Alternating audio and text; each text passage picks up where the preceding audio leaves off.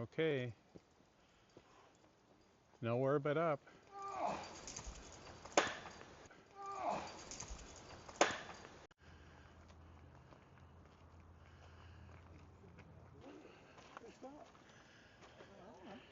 What's wrong? Oh, we're just watching the group up there. Oh, these guys. Whenever you guys are ready. Yeah. Okay.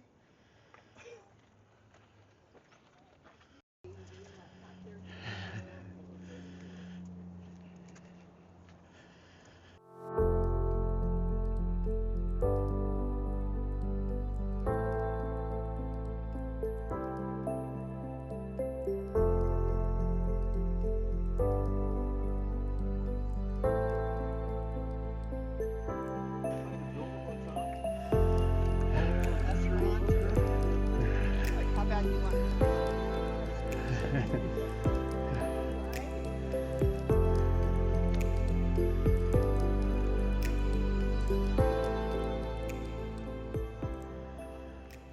I don't know, top 10 of what? Top 10 of scenic or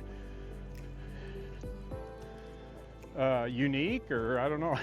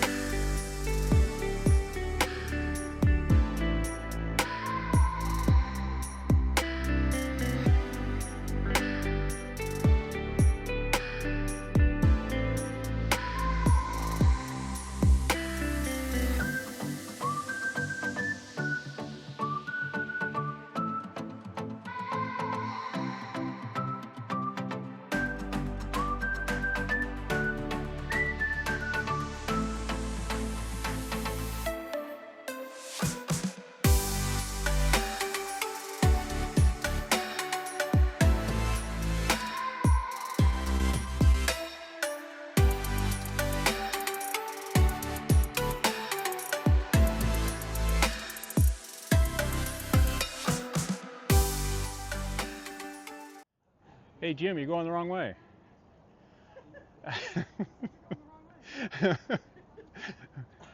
He can't make up his mind.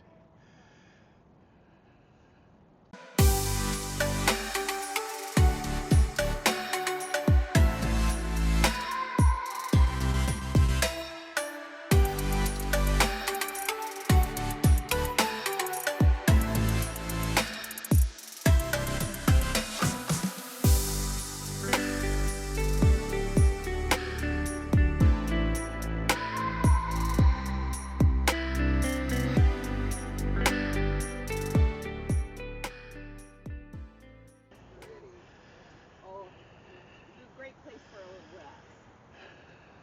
Jim's halfway to the top.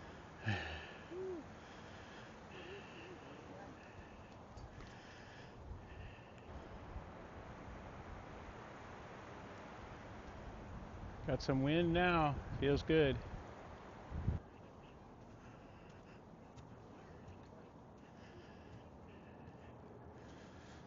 I don't know, that fence doesn't look like OSHA or anything, especially on your way down.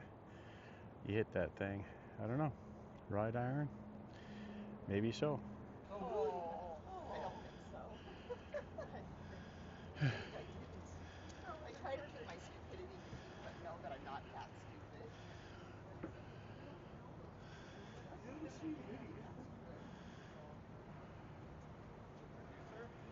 That's what our social is.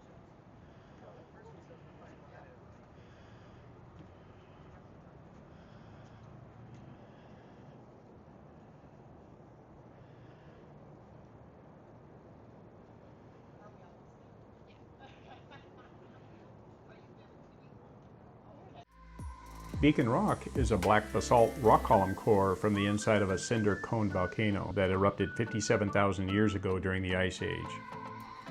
While the volcano's cinder is long gone due to the Ice Age floodwaters that took all the loose red cinder stone away, the remaining core is still 848 feet above the Columbia River. The name Beacon Rock was documented in the journals of Lewis and Clark during their returning 1805 exposition.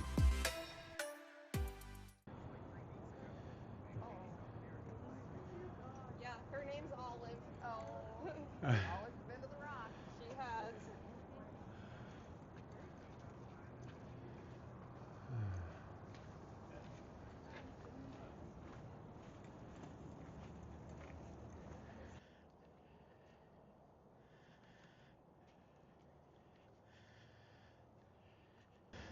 Okay, another one of those OSHA approved railings.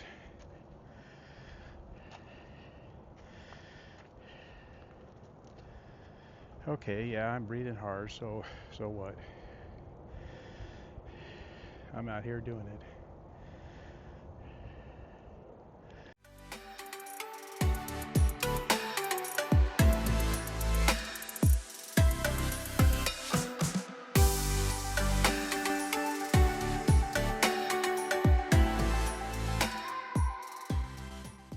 Now it starts to level off a little bit. Must mean we're 3/4 of the way to the top.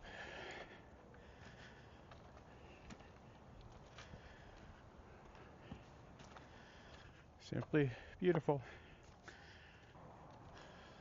It's not the hardest hike that we've taken. It's not the easiest. It's probably the easiest and most scary.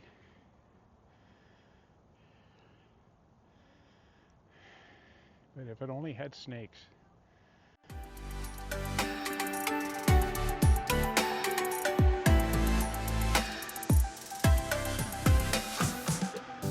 Okay, here's the top, or almost the top.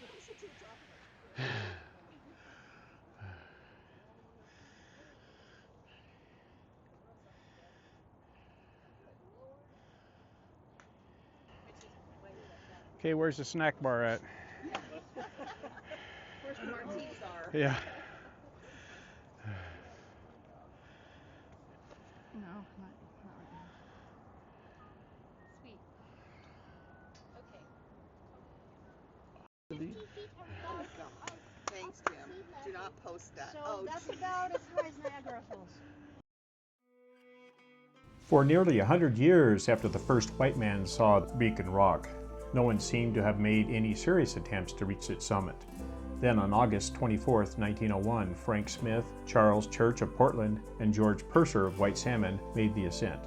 These first climbers showed great skill and courage after they had placed spikes and ropes at the most difficult places. The task was naturally made much easier. They were followed by many others, among them Mrs. Frank Smith, the first woman to make the climb.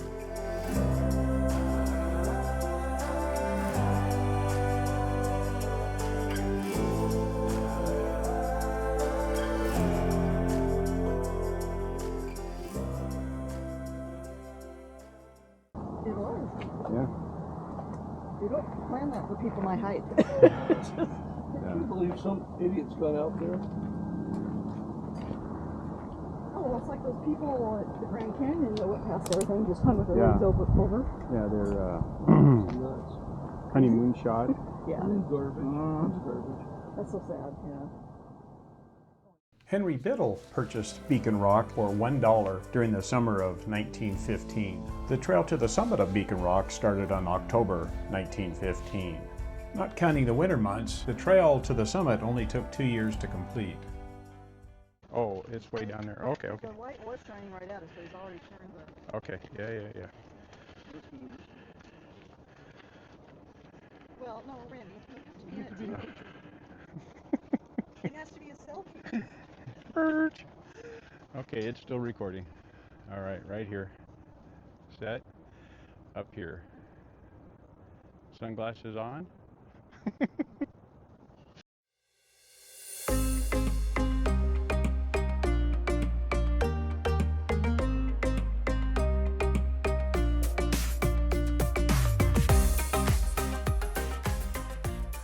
By building concrete slabs on the outer edge of the trail, much excavation and consequent defacement of the rock was avoided. But this work was naturally expensive, as all the materials, gravel, sand, cement, and even water had to be packed up on the back of donkeys.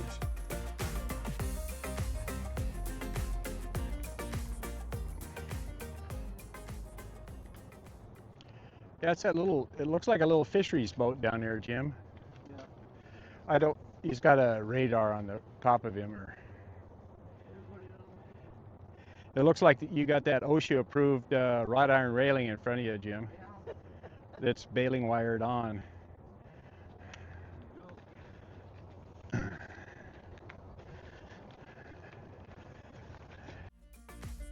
At all steeper points, the outside of the trail is guarded by a railing of wire cable supported by iron stanchions. At many of the turns, there are ornamental railings of wrought iron. In 1915, Beacon Rock and the surrounding lands were purchased by the Vancouver geologist Henry J. Biddle. He said he bought the parcels simply and wholly that it might build the trail to the summit. Biddle also purchased the Cass entry patent of 160 acres of public domain land, including the summit of Hamilton Mountain. Biddle, along with Charles Johnson, constructed the trail to the summit of Beacon Rock.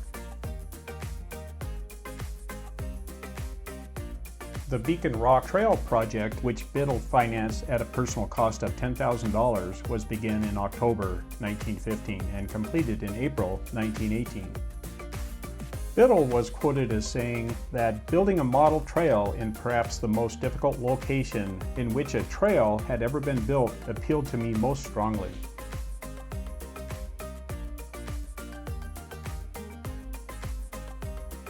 The trail was built without surveying in advance due to its inaccessible terrain. The finished trail was 4,500 feet long, 4 feet wide, and had a maximum grade of 15%. There were 52 switchbacks, 22 bridges, and over 100 concrete slabs to span the gaps in the cliff.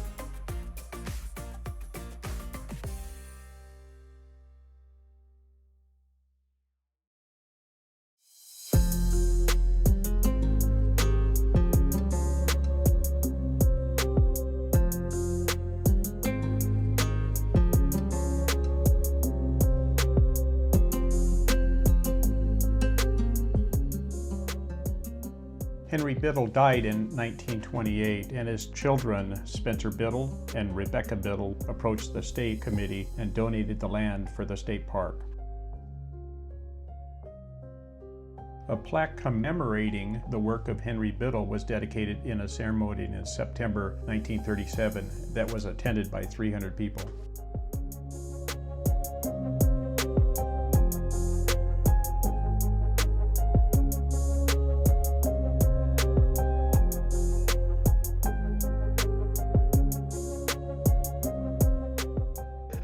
Okay, it's still recording. All right, right here. Set. Up here. Sunglasses on.